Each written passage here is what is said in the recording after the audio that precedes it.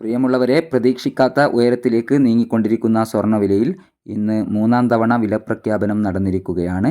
രാവിലെ സ്വർണ്ണവിലയിൽ പവന് 3680 രൂപ കൂടിയിരുന്നു. ഉച്ചയ്ക്ക് വീണ്ടും വിലപ്രഖ്യാപനം നടക്കുകയും പവന് 1800 രൂപ കൂടുകയും ചെയ്തിരുന്നു. എന്നാൽ ഇപ്പോൾ മൂന്നാം തവണ വിലപ്രഖ്യാപനം നടന്നപ്പോൾ സ്വർണ്ണവിലയിൽ നേരിയ ഇടിവാണ് ഉണ്ടായിരിക്കുന്നത്.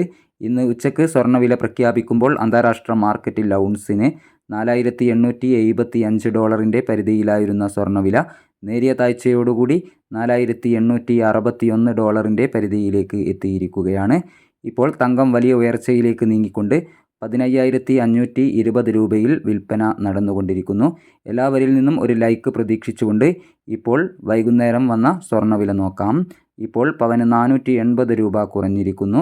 21/1/2026 ഗ്രാമിന് 14,355 രൂപ. പവന് 1,14,840 രൂപ.